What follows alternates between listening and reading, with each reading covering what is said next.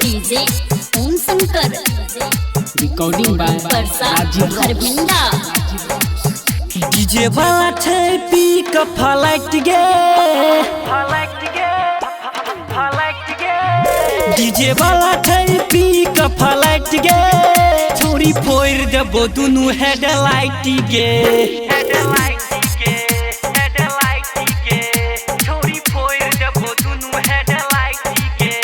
लाले लाले होठ लेबो तोहर चाट गे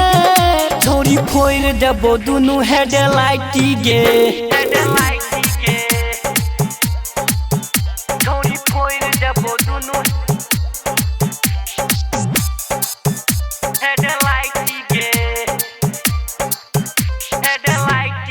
डीजे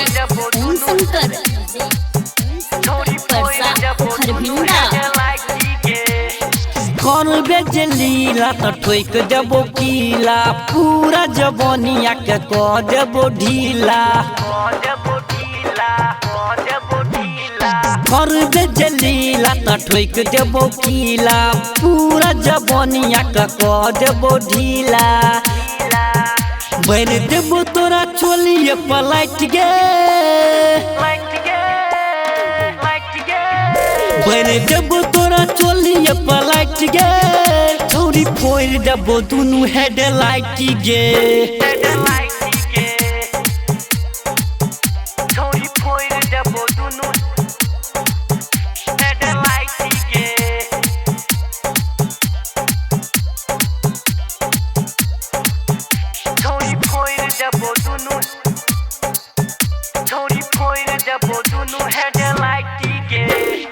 डीजे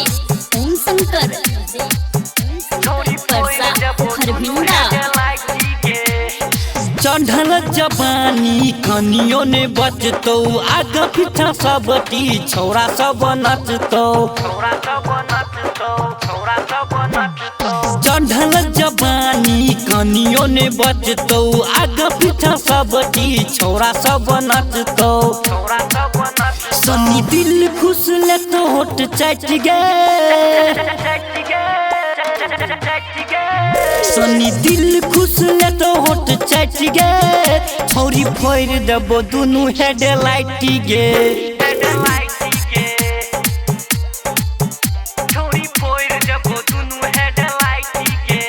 डीजे वाला छौ पिक फ्लाइट गे